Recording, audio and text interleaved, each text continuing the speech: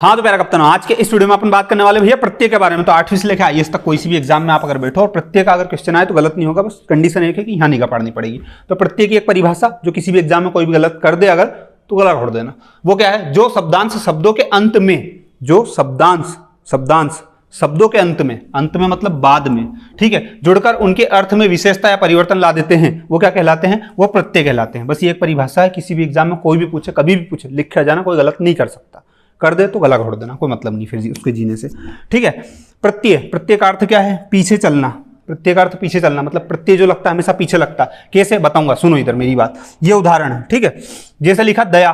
दया मतलब क्या होता है? दया मतलब दया आ जाती है किसी गरीब आदमी पर, वो दया, ठीक है। दया के पीछे क्या है? आलू की सब्जी की बात नहीं चल रही, आलू। तो दया प्लस आलू, तो आलू और एक ये ऊ है, ये प्रत्यय है। जैसे कमाना, जो अपने जैसे पुरुषों पे एक जिम्मेदारी रहती, कमाओ जाओ, यहाँ क्या कर रहे हो, ठीक है। तो कमा में ऊ जोड़ दोगे तो कमाओ हो जाएगा। तो बस ये पीछे जो जुड़ते हैं ना, कोई से भी शब्द जिसमें पीछे कुछ भी जुड़े वो सब क्या है? प्रत्यय है। कुल मिला के बात ये है। प्रत्ययों का अपना अर्थ कुछ भी नहीं होता है। प्रत्यय का कोई अर्थ नहीं होता, ऊ का कोई अर्थ नहीं है। आप कहेगा दिमाग में जोड़ना, भैया आलू का तो अर्थ होता है, सब्जी होता है, सब्जी के अलावा कुछ होता है क्या? नहीं होता ना, वो सब्जी है इसलिए उसका अर्थ है, नहीं तो आलू का एक्चुअल में कुछ अर्थ है क्या? नहीं है। श्रद्धालु हो सकता, दयालु हो सकता, वो किसी में जुड़ता है तो उसका मीनिंग निकलता है, अन्यथा उसका कोई मीनिंग नहीं है, ठीक है।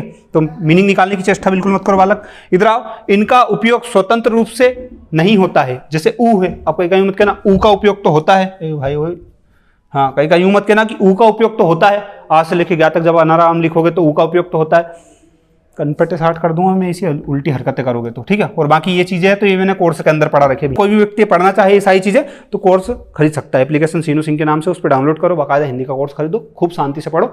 8वीं से लेकर आईएएस तक कोई सी भी एग्जाम दो, कहीं से कहीं तक कोई दिक्कत नहीं आएगी, ठीक है। बाकी अगर नहीं तो यहाँ तो पढ़ ही सकते हो। एग्जाम के एक दिन अगर पहले वीडियो देख रहे हो आप तो फिर तो क्या ही कोर्स खरीदोगे, यही देख लो, ज्यादा अच्छा रहेगा, ठीक है। प्रत्यय के भेद कितने भेद होते हैं? सिर्फ 2 भेद। 2 भेद कौन से? कृत और एक तद्धित, बस। अब कृत प्रत्यय के बारे में पढ़ो। जो क्रिया के मूल रूप यानी धातु में जोड़े जाते हैं। क्रिया के मूल रूप यानी धातु में जोड़े जाते हैं। अब धातु का मतलब भैया क्या है? यहाँ पे लोहा सुनना कुछ है क्या?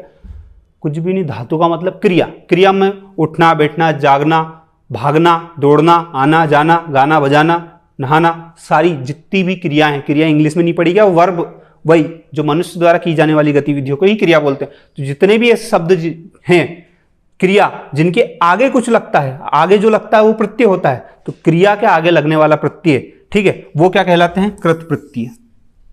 आई बात समझ में? क्रिया के आगे जो प्रत्यय लगता है वो कृत प्रत्यय कहलाते हैं। कैसे भैया? जैसे लिखना, राइटिंग, ठीक है। तो लिखना, लिख के आगे अक जुड़ा तो लेखक, ठीक है। वैसे थकना, मनुष्य थक जाता है, ठीक है, मोबाइल चला के तुम्हारा शरीर, तो थकना प्लस आवट तो थकावट, ये होता है। एक चीज और मैं बता दूं कि ये जो है, जैसे प्लस के पहले प्लस के बाद में, इन दोनों को जोड़ने के बाद में इससे जो शब्द बनता है उसे कृदंत बोलते हैं, मतलब कृत प्रत्यय जिस शब्द में लगा है उस शब्द को कृदंत बोलेंगे, ठीक है, प्रत्यय सहित। आगे बात समझ में? नेक्स्ट इसके आगे बढ़ जाओ तो कृत प्रत्यय के बहुत सारे एग्जांपल है। अब देखो, सारे वाँच के नहीं बताऊंगा, पहले ही बोल रहा हूं मैं तुमको। 10 मिनट के अंदर सलमान खान की मूवी बता दो, मुजरा करके बता दो, सब बता दो यहीं की जगह, तो वो चीज नॉट पॉसिबल बालक, समझ रहे हो ना। इसलिए इसमें से एक एग्जाम्पल बताऊंगा, बाकी का स्क्रीनशॉट लेना चुपचाप शांति से। जैसे अक्कड़, अंत, आ, आई, आऊ, आक, आलू, आन, आप, आओ, आवट और आवन। तो जैसे यहां से आ का ले लो। अब कोई सा भी शब्द है जिसके आगे क्या है? आगे मतलब सबसे पीछे, बाद में आ जोड़ दिया जाता है, तो आ एक प्रत्यय है। तो जैसे घेरा, तो घेरा में देखो आ की मात्रा आ गई। छापे में आ की मात्रा आ गई। वैसे ही तो आपसे पूछा जाएगा भैया कि जो लिखा है, जैसे मान लो थोड़ी देर के मिलाप लिखा है, तो मिलाप में कौन सा प्रत्यय है आप बताइए। तो यहाँ पे मिल, गले मिलना, गर्लफ्रेंड से मिलना, सारे मिलना मिल ही होते हैं, तो मिल। अब मिल में आप जोड़ दोगे, आप प्रत्यय जोड़ दो तो मिलाप हो जाएगा। अब यहाँ पे आ जाओ, आन, तो चढ़ान, चढ़ में आन जोड़ दोगे तो चढ़ान हो जाएगा। चढ़न मतलब चढ़ना भी तो क्रिया है, उसमें आन जोड़ दोगे तो चढ़ान हो जाएगा। तो ऐसे करके ये सारे दे रखें आपको। कुल मिला के ये लाइन के आगे की चीजें याद करनी है बस। ये किसी भी शब्द में दिखे तो ये प्रत्यय कहलाएगी, बस शब्द के अंत में दिखनी चाहिए, ठीक है। स्क्रीनशॉट लो बालक, नेक्स्ट पे चलेंगे। नेक्स्ट पे आ गए। अब किसी भी शब्द के अंत में इनमें से कोई दिखे तो भी क्या लगाना है? तो भी प्रत्यय लगाना है कि इसमें ये प्रत्यय है। आप कैसे पहचानोगे? जैसे बोल लिखा है, बोल में ई जोड़ दोगे तो क्या जाएगा? बोली हो जाएगा। फांस में फांसी हो जाएगा। पारख में पारखी हो जाएगा। हंस में हंसी हो जाएगा। हुआ कि नहीं हुआ? यहाँ पे बिना प्रत्यय के लिखे हुए हैं ये शब्द और यहाँ पे प्रत्यय सहित लिखे हुए हैं ये। क्लियर? तो वैसे ये लाल लाइन के आगे के याद करो, बाकी कोई याद करने उसको मतलब नहीं, क्योंकि शब्द कितने याद कर लोगे तुम? 1 2 3 4 5 10 15 20 शब्द की कोई सीमा नहीं है। ठीक है, बस इतने याद कर लो, इसका स्क्रीनशॉट लो, आगे टढ़ो। इसके बाद आती भैया ये चीजें, तो इसमें भी कुछ मत करो। ये है किसी भी शब्द के अंत में इनमें से कोई दिखे तो वो प्रत्यय है, आपको वही ढूंढना। जैसे छटनी, छटनी में कौन सा प्रत्यय है? तो आपको फट से याद होना चाहिए कि छटनी में तो नी प्रत्यय है, वो लिखा छटनी, छटनी में नी प्रत्यय है। बस ऐसे ये स्क्रीनशॉट लो, आगे टढ़ो। उसके बाद ये इतना स्पीड में क्यों भैया? धीरे पढ़ना तो फिर कोर्स में पढ़ा है, फिर यही की जगह सब वही बात, मुजरा भी बता दो तुमको, सब बता दो। तद्रित प्रत्यय, तद्रित प्रत्यय कहां से आ गए एकदम से? तो प्रत्यय के 2 भेद थे भैया, 2 भेद में एक था कौन सा? एक था कृत जो मैं पढ़ा चुका हूं, दूसरा था तद्रित प्रत्यय। ठीक है, तो तद्रित प्रत्यय को पढ़ने का कष्ट करो। तद्रित प्रत्यय की परिभाषा क्या है? जो क्रिया के मूल रूप यानी धातु को छोड़कर अन्य शब्दों, संज्ञा, सर्वनाम, विशेषण, अव्यय में जुड़ते हैं। अभी मैंने क्या बताया था कि जब भी कोई क्रिया है, चढ़ना, उठना, बैठना, गाना, बजाना, ये सारी क्रिया के आगे जो जुड़ता है उसे कृत प्रत्यय बोलते हैं। लेकिन क्रिया के अलावा जो भी शब्द आए उसके आगे जो प्रत्यय जोड़ता है उसे तद्रित प्रत्यय बोलते हैं। ठीक है, तद्रित प्रत्यय से बने शब्द तद्रितात् शब्द कहलाते हैं। और उधर क्या कहलाते थे? कृदंत। ठीक है, उधर कृदंत कहलाते थे, इधर तद्रितांत कहलाते हैं। आगे बात समझ में? ठीक है, ओके ओके वाला। अब इधर आओ, तद्रितांत। ठीक है, अब जैसे सेठ के पीछे क्या जुड़ा? आनी। लेकिन आनी का कोई मीनिंग है क्या? आनी का कोई मीनिंग नहीं है। लेकिन जब सेठ के आगे आनी जुड़ गया तो सेठानी हो गया, जाट के आगे नी जुड़ गया तो जाटनी हो गया, पटलन के पटेल के आगे पटलन। आई बात समझ में? वो चीजें, तो ऐसी बहुत सारी चीजें होती हैं। दोनों प्रकार के प्रत्ययों से बनने वाले शब्द संज्ञा या विशेषण होते हैं, दोनों प्रकार के। अब एक चीज और, यहाँ पे धातु को छोड़कर, धातु को मतलब क्रिया को छोड़कर जितने भी शब्द आते हैं उनके आगे जो प्रत्यय जुड़ता है वो तद्रित प्रत्यय कहलाते हैं। चाहे वो संज्ञा हो, संज्ञा में किसी व्यक्ति, वस्तु, स्थान का नाम हो सकता है, सर्वनाम हो सकता है, विशेषण में किसी की विशेषता बताता हो, चाहे वो अवयव में तुम्हारे जैसा व्यक्ति कि जिसका स्त्री पुरुष किसी का फर्क नहीं पड़े। कैसे भैया हमको बता दो? जैसे राम स्कूल जाता है, ठीक है, मैं बोलूँ राम अब स्कूल जाता है।